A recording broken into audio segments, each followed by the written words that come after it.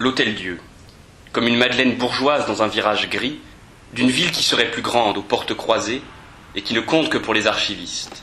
C'est là, admettons, que le souvenir ultime, l'obsédante image du corps qui s'acharnait sur sa piste, est venu crocheter à jamais le flux conscient continuel. Et les cartes codifiaient les heures passives comme pour leur dorer l'emblème, en magnifier l'endurance tranquille.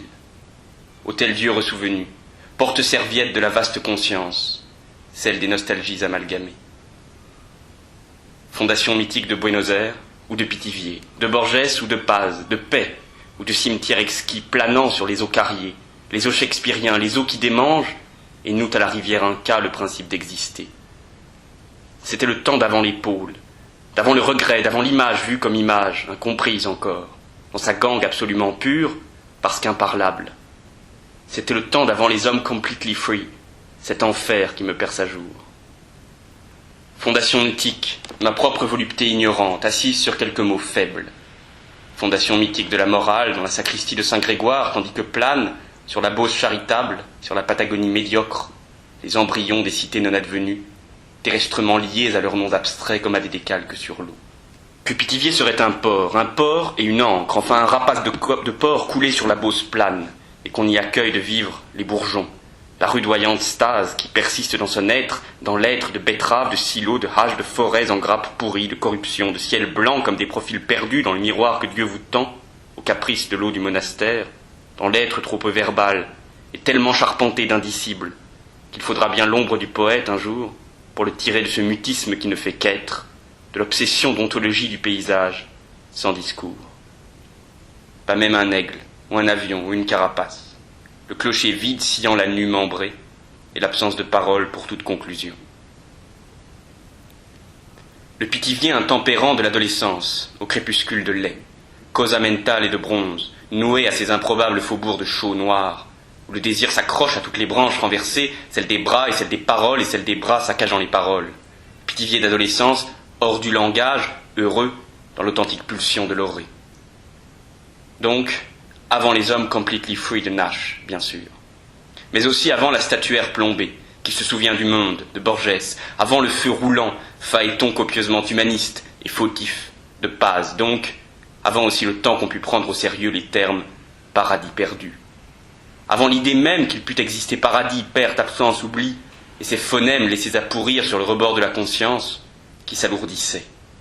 Donc, avant que le mot indicible, d'être une énigme, fut un débris élémentaire du réel.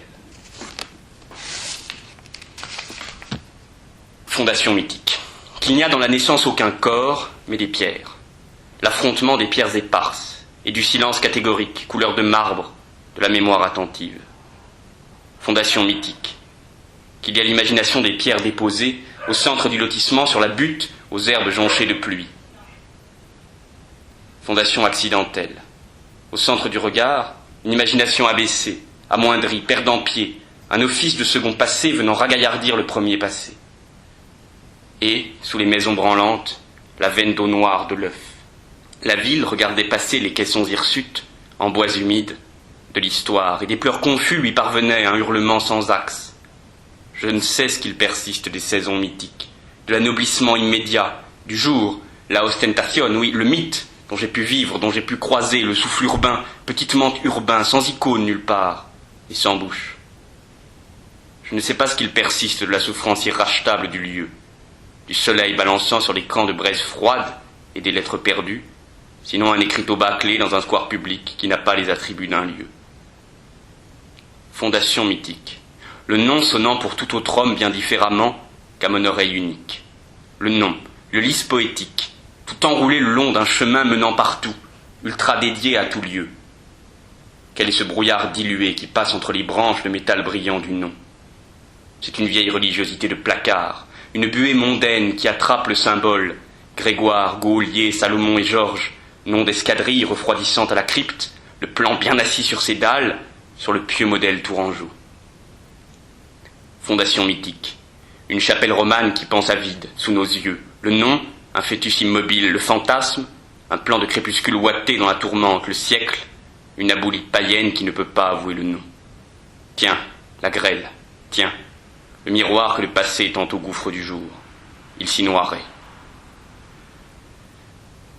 Je sais qu'un glas lisse flotte, nuée populaire, sur la place du Martroi péguiste, sur l'apocalypse péguiste des Martrois.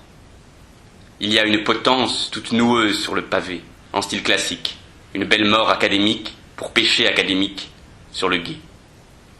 Le vers serait la matière décalquant l'image des foules d'années enjambant les rivières, le froid de l'Essonne, la brûlure des pavés, les rognures d'Apocalypse. Fonction mythique, fonction cette fois, tenue par l'élan rachitique, la maigreur d'outre-tombe du clocher. Grégoire, Salomon, les nasales patries, basilic, sceptre planté dans la plaine et paix dans la poudre rouge du début d'été, mythique pour personne, sinon par la glaciale patrie de mon souvenir. Un silence, une sorte d'épais silence, crémeux, poisseux, se fait. Les poulies de Peggy, leurs rouilles grasses, roulent avec lenteur sur le sol. Un chapiteau tombe de la basilique dans la rue séchée par le soleil. Les noms des premiers temps, Grégoire, Lié, Go, éloignés aujourd'hui à l'exemple des chemins de croix enfoncés dans la terre, sont perdus.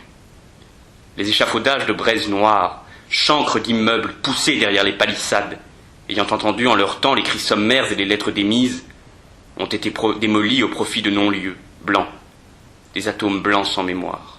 D'autres noms surviennent, peut-être, à l'orée de la conscience, les apostrophes du désir. Ils sont piètres, mais marchent à leur allure historique aussi, la conscience sombre. Il faut l'assurance que les crimes imprescriptibles, loin d'être dissous dans l'air épuré, ont leur écho présent.